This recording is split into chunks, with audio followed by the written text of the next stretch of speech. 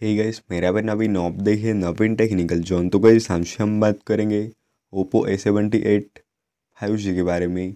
And guys आज का हमारा टॉपिक है how two of keyboard sound. तो गाइस अगर आप अपने फ़ोन में कीबोर्ड साउंड को बंद करना चाहते, ऑफ करना चाहते, तो गाइस वीडियो को लास्ट तक देखिए एंड समझिए। एंड अभी तक आपने हमारे चैनल को सब्सक्राइब नहीं किया है तो प्लीज़ सब्सक्राइब कर दीजिएगा।